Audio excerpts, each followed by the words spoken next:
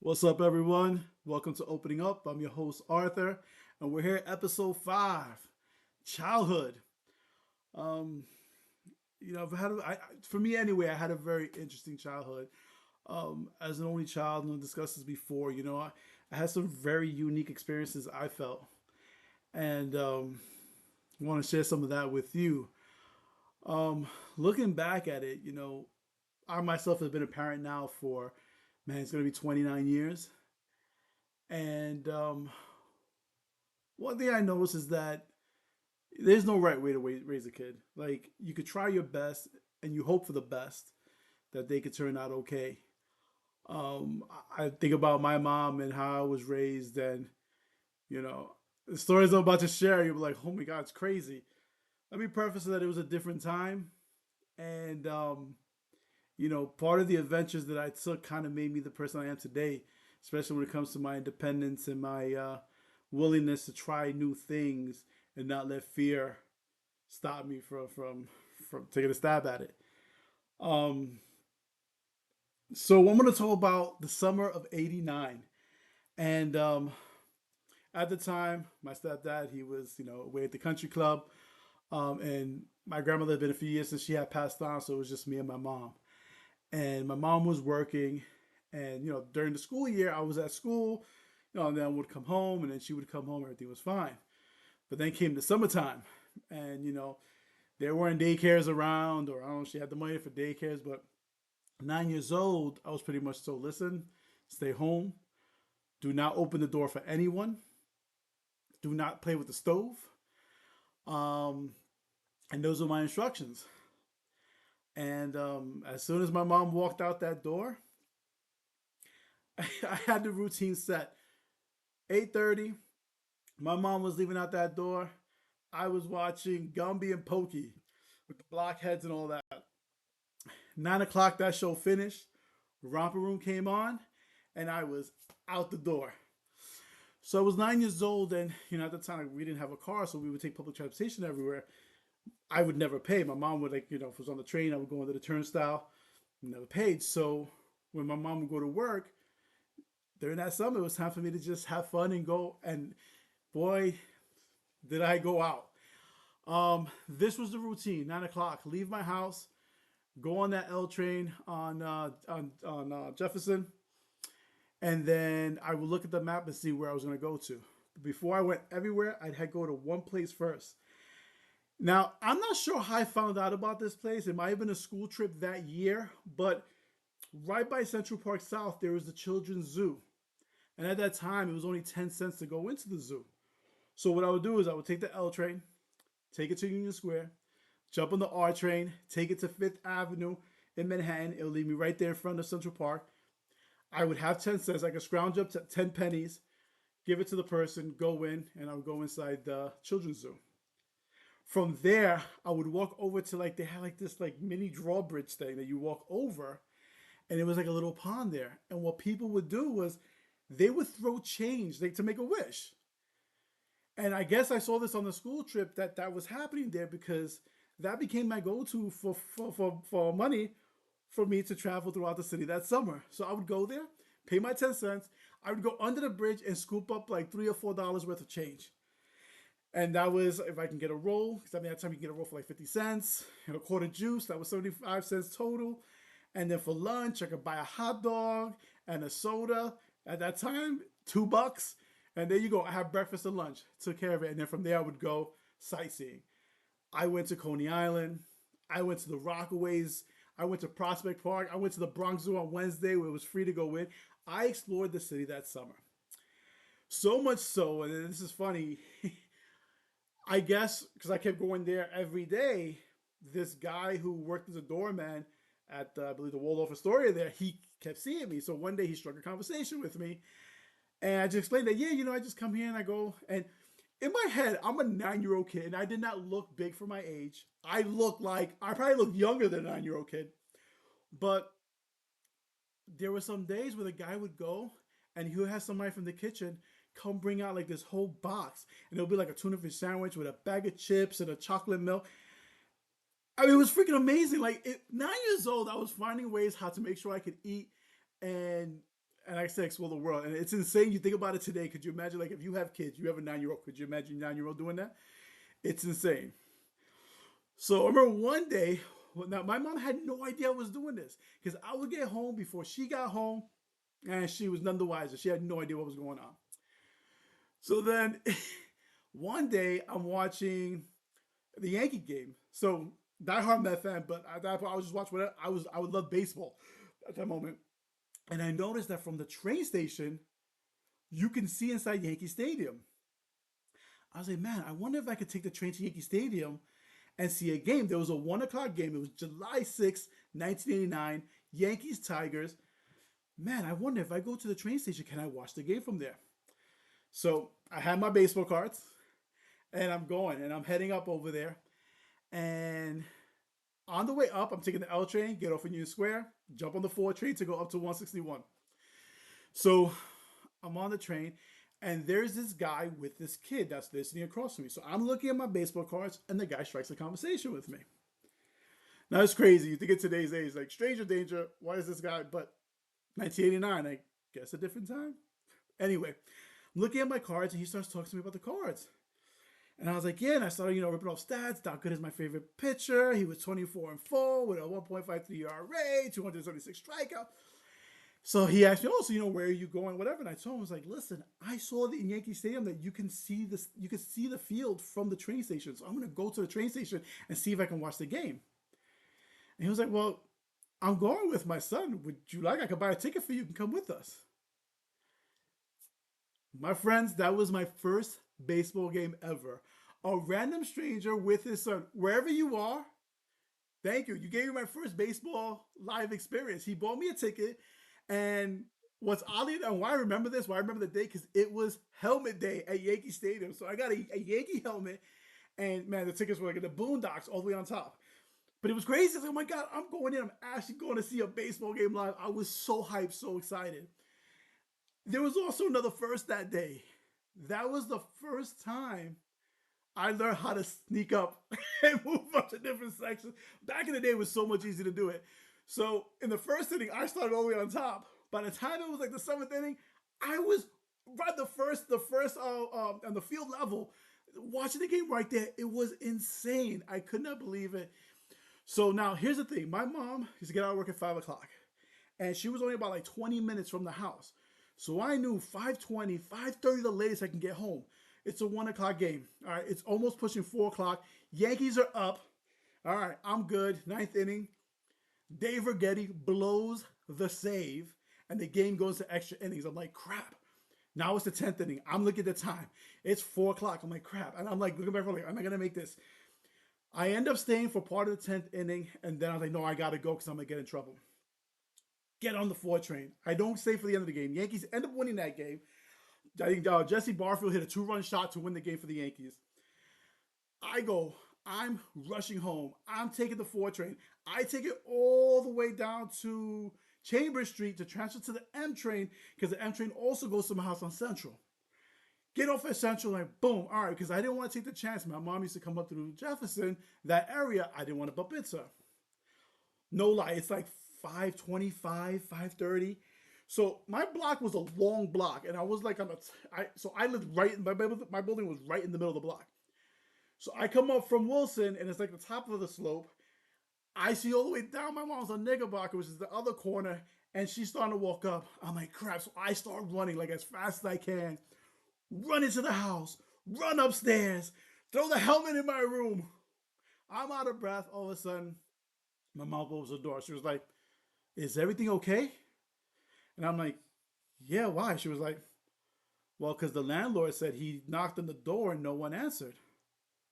And I just looked at her. I was like, well, mom, you said not to open the door for anybody. I wasn't going to open the door for him. Man, talk about quick thinking. She was like, oh, yeah, it makes sense. And that was my first baseball game experience. 9 years old by myself. Craziness. Um, all right, I just put it in because I'm gonna put this on TikTok, but I'm also gonna put it on YouTube. So, if you want to finish listening to the rest of this podcast, go to my YouTube channel. Opening up, that's 23. All right, so it's crazy. Like I said, it's my first experience as a baseball game, and Listen, that summer, it was for a few weeks that went on where I did a lot of different things. And it's funny because where my mother finally found out, and it's funny because it's my one story with the Twin Towers, was where one day I was at the Twin Towers in the morning. I was gonna head to the. I had just already head to the zoo, and I came back down, and I wanted to go to Twin Towers because I want to see if I can go to the elevator to go up. And a cop saw me, and he was like, "Hey, where's your parents?" I was like, "Oh, my mom's in the store." He's like, "Oh, okay. Well, why don't we go get her?" I was like, "No, no, she likes me to stay out here because I get into too much trouble inside the store." He was like, "All right, no, but you know what? Let's go get her." Sure enough, I told them that my mom's not here. They end up taking me in.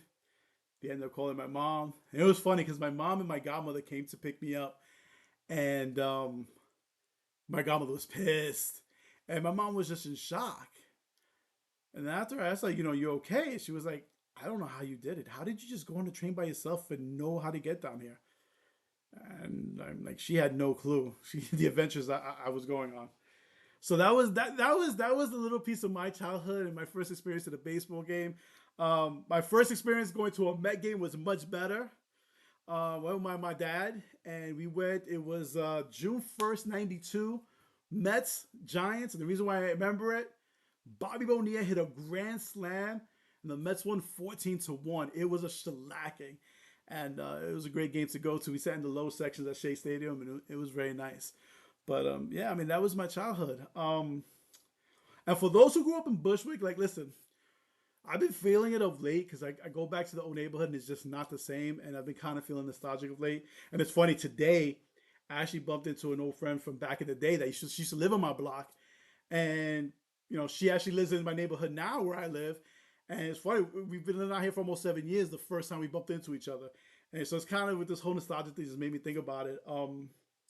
But there's also this book. I'm in some of the Facebook groups about Bushwick, and there's this author who came out of Bushwick. She actually grew up during the '90s and 2000s out there, and her name is Elizabeth Velasquez.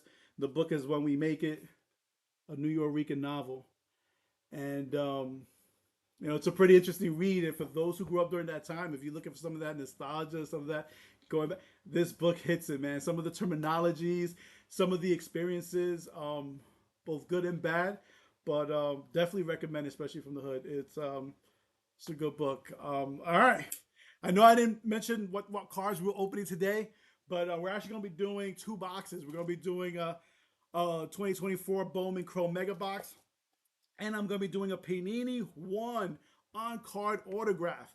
This should be something special, so I'm gonna crack this baby open first. But yeah, like I said, I think I'm gonna be doing a live. I think I'm gonna do a live thing on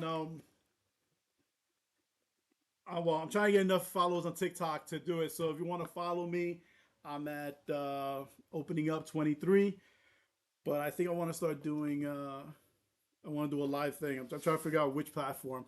So I'll keep you posted on that. So here's the Panini one. Very nice. This is the NFL trading cards for 2023. And we have right here, it is Zay Flowers autograph and patch. Zay Flowers. Very nice card. Look at this. It's 28 out of 99. Very nice card. It's got the patch. It's got the signature. Zay Flowers, very good player for the Ravens. So that's that box. And now we're gonna go into the Chrome. The Chrome. I hate opening these things. Okay, I'm gonna cut myself and then that'd be a great show for you guys, right? Blood all over the place, bleeding all over. But yeah, man, I mean, that's I would love to hear you guys' stories about childhood. Like, you know, I was talking to somebody, and one of the reasons why I started doing this is because growing up, like I said, I was saying before, like I think my experiences are unique, but sometimes you don't realize a lot of people have similar experiences. And sometimes it's good to share it because it's good to know that you're not alone in all this. And for me, that's the big thing is the connections. And while it might not be the exact same experience, yeah, I might have experience of being left home because your parent had to work and you doing some wild, crazy things, or maybe going to your first baseball game. Maybe someone else had the same idea of going to a baseball game and seeing it from there, or maybe It was someone who took you to your first game that was unexpected. All right, here we go. First pack. Chrome. Bowman. Megabox. Let's see what we got. Angel Feliz. Pete Crow Armstrong. Now, he was a former Met, and he got traded for Javier Baez. I don't know if that trade worked out too well for us. And then we have, let's see, Luis Robert Jr., who's fallen off. He was such a stud when he started. Maybe he just needs to change the scenery because the White Sox suck. Listen, I'm happy because they finally broke the Mets. The Mets used to have the record for most losses in the season. Their first season in existence, 1962. And they held that record for, what's that, 62 years.